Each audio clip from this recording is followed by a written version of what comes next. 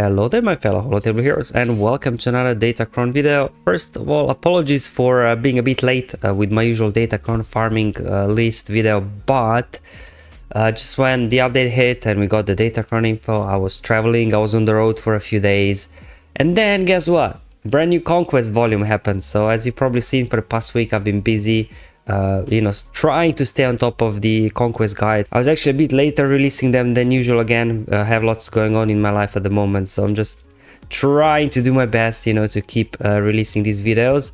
But anyways, enough about that. Let's hop over to my SWGOH Life website, where I just updated the Datacron farming list with the latest set. Before we get into the list though, I have some exciting new features I added to this tool. Hopefully you will find them useful. So the first one is, you will see I slightly changed. There is no more option to hide or unhide Datacrons, because now what's going on is you can actually remove them, so they get removed off the list. And then guess what? If you're not happy with the list I created, which probably many of you are not, you have different ideas or different units, you can now actually build your own list. So you can create any Datacron you like. For example, I don't think I actually included Great Mothers on here, so let's go ahead and choose Great Mothers. And then for level 3, for I don't know, I think this one is good for Night Sisters, and then I guess the long one, and then we're gonna go with Morgan. And then you can also choose what stats you want for this team. Like I'm not familiar with Great Mother squad, what exactly they need, but let's say they need, I don't know, tenacity and potency, whatever. And now this Datacron is on this list. You can go say, oh, I want to have it high priority. So basically it allows you to completely customize your list by removing and adding your own custom Datacrons. And to top it all off, guess what? You created this amazing list, you want to share it with your guildmates or with whoever. There's a now button that you can actually share this list. So you can just add it a name so that people are importing, they actually then can go ahead and see who created it. So let's just go, I don't know, BD Lee, BD whatever, and there we go. Then you create a share link, and then this is the link that then you share with whoever you want.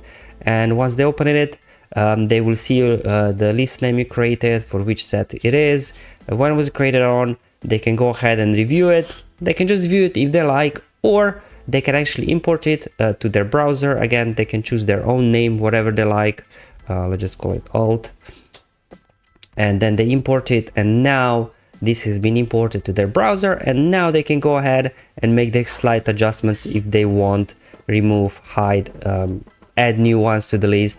But so that you don't need to start with my list as a starting point, you can create your own list and then share it with others so that others can then use it as a starting list. And of course the management, if you are running multiple accounts, for example the default one, this is the list I create. And then the alt one is the one we just imported, so you can easily switch between lists if you are managing especially multiple accounts. Anyway, hopefully this is going to be useful and helpful for you guys, just kind of giving you a quick overview of the brand new features added to this tool. Oh, and also reminder, so obviously on top of reordering them, if you want to change priority list, you've got your stats there that you need to focus on. You can obviously hover over if you need a reminder what all these abilities do, because guess what, some of them are very long, and as you're farming them and you're getting the roles you want, you can just go ahead and click what you've got, and then obviously once you got all the roles you're happy with, you can just go ahead and it will turn complete. So you can kind of have a quick overview as when you're upgrading your Datacrons, you're re-rolling, you kind of have a quick overview of which ones you need to work on next. So this has been there before, but yeah, I just wanted to mention it for those of you that are new to my farming list tool. Okay, so with that out of the way, let's actually go quickly through the list. Luckily set 17 is quite straightforward. Like set 16, I didn't know quite what to do with it, just because the level 6s, right, they were tied to actually the class and not the faction, so they were a bit random, very flexible. However, with set 17 we are back to the usual.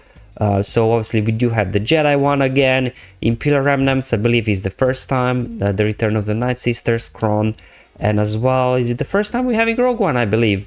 And for the most part, these Datacrons are kind of okay. Like TLDR, Elf, all level 3s or whatever. I wouldn't spend too much time trying to reroll the perfect one. They're nothing too crazy. Level 6 for Jedi, for the most part, you will want the one where you stun on special, and then for all the other ones, you just want the one that has the long description, basically. That's in a nutshell. And then level 9s, you know, whatever units you've got, they're pretty good. Okay, so in terms of Plo Koon, obviously very flexible, can be used under various Galactic Republic squads, but maybe a good with Jedi Master Kenobi, maybe with a tank revive. So if you do take out Plo, he will revive because he's a tank, and then stun on specials, and then Plo Koons already 3D to your own time, but it seems pretty powerful, at least on paper. And we got another Jedi one, again, Galactic Republic Jedi one, ETH Koth. Now my ETH Koth is gear 12. I'm not taking him to Relic 5 just for this, but if you do have him Relic 5, wow. His level 9 is very long, and you know what means, the longer the better it is. Only reason why he's on priority 2, because, you know, most of us will not have Relic ETH Koth, whereas we do have Plo for his ship. But it's very crazy, his Datacron on level 9. Gives you more speed, more offense for your Galactic Republic Jedi. It's just gonna make, yeah, Qui-Gon or Kelleran back teams a lot more powerful. It's definitely worth having this one. And then we have Imperial Remnants, Dark Trooper Moff Gideon. You will probably want a level 9 for Gideon. Here you could go with the alert one, I guess, but maybe critical avoidance could be better here. Then Mon Mothma, like Rogue Ones, you know, they have quite good Datacron as well, like Pow's one, as you can see, very long, which means very good. Pow does so much stuff, it's just crazy. He deals bonus damage whenever he assists, which is all, you know, constantly. Whenever he uses special, he shocks all enemies which can't be evaded, and then whenever he uses basic ability on his turn, he stealths, gains defense penetration, inflicts target enemy with offense down which can't be evaded, and of course we get stat boosts to health and protection, and also immune to healing immunities. So I'm pretty sure this will stop a Wampa solo. Anyway, yeah, under Mon Mothma, like the level 6 for Rogue One is very powerful as well. Stat boosts across the board. I mean, I think, yeah, Rogue One, I guess the downside is it only applies to Rogue One, not to Rebel fighters. So depends who you have in Mon Mothma squad. You know, make sure Power is the Rogue One, but maybe some other Rogue One can go in there as well. Maybe Scarif Pathfinder or something like that. I don't know. So moving on to the Rogue One, we have Saw Gerrera, and with Luthen, of course, on level 9. If you do have him unlocked, again, looks pretty powerful. Then we also have Rogue One with Admiral Redis. Now here you can go either for Cassian or K2, but Cassian ones is rather weak, I think.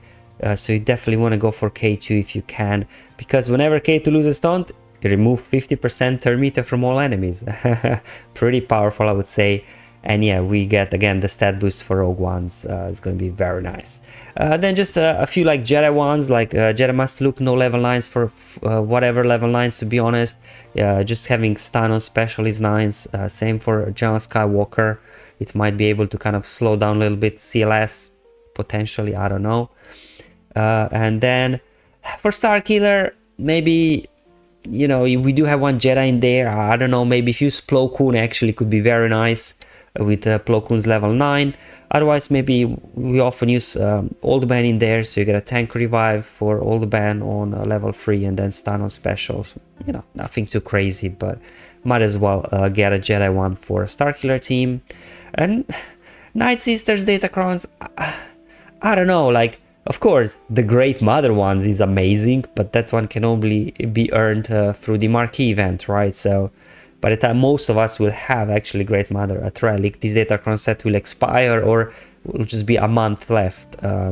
So for that one, you could go with level 9 Morgan, but that's the reason why I didn't include Morgan Datacron in the initial list, because if you don't have Great Mothers built up, then you can't use Morgan Datacron anyway, so I don't know. And Morgan doesn't work well with Tal's Night Sisters because she prevents revives.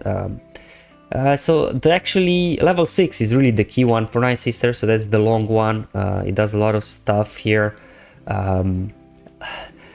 Level 9, Zombie Asajj. Spirit is not really used here. Like Asajj gains, I think, a bonus turn whenever you stun someone, which is okay. Zombie one looks better on paper, but then just makes zombie thicker to take down. But then you want zombie to die, or maybe you don't, depending on the counters, right? However, this other bit is very nice, because whenever zombie taunts, all Night Sister allies gain offense up and tenacity up, and she taunts at the start of the battle, right? So all your Night Sisters will start with tenacity up, so they can resist any potential debuffs. But again, is this a good thing? If you're trying to counter Jabba, you want thermal detonators to stack on your Night Sisters. So Night Sisters are kind of a mixed bag here with level 9s. But yeah, anyway, it's just an interesting one, I guess.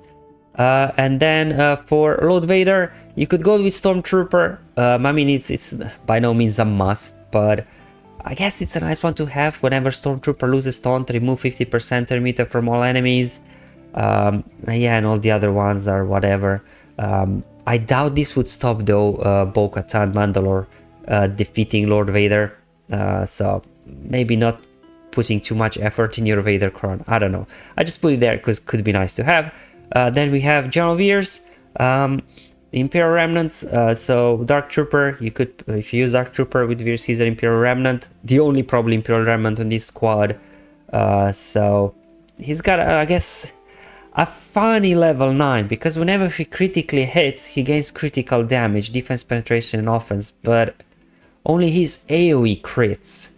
Whereas we normally don't use his AoE, we just use his basic, so it's a bit of an interesting one. I'm not really sure in practice will it be useful or not, hence why it's, you know, so low on the list. And then there's this one, gaining alert, I guess is kind of nice, but yeah, again, it will apply only to Dark Trooper kit, because most likely, well, I guess, unless you use Moff Gideon, he's Imperial Remnant as well. Again, low on the list, because, you know, it's nice to have, but by no means amazing. I don't know what to do with Captain Enoch and his Imperial Remnant squad, but definitely having alert on there, and Death Trooper Peria level 9 seems better than Captain Enoch ones. But I don't know, again, low on the list, because majority of us won't have these guys unlocked anyways. And then Queen Amidala, depends, I guess, how many Jedi you run on her team. Master Qui-Gon's level 9 doesn't look that amazing, but I guess, you know, it's a nice to have, I guess. And then finally Shakti, stun on special whenever she uses special. I don't know where you would use Shakti with, I don't know. Maybe under Jedi Master Luke, I guess you could use her, but she calls everybody with retribution to assist. So unless you're having General Kenobi in there to spread, or Yoda to spread like retribution or something, I guess having either Bad Batch or Clone Team could be nice. I don't know in practice how practical this will be. Hence why, like, you know, kind of, I guess, from Star Killer downwards, these are just kind of nice to have. But the ones definitely General Skywalker and upwards definitely seem like they could make a difference. Okay, guys, so that's all for this set 17. Again, as mentioned earlier, seems quite a straightforward set. There are a few nice, like very good ones, a few nice ones to have, and then just a few that you can probably ignore. Probably set 17, the key thing really is, to be honest, the stats, because they're very high, you know, getting free 400% defense or critical damage, armor penetration, you know, could really boost a lot of the teams. So again, rolling level 3s, I wouldn't do it at all. Level 9s, just whatever you've got, like all of them are kind of okay. Level 6 as well for the most part, not really that game breaking. So maybe this set will be the ones where we will be actually spending most of our roll mats on stats. I don't know.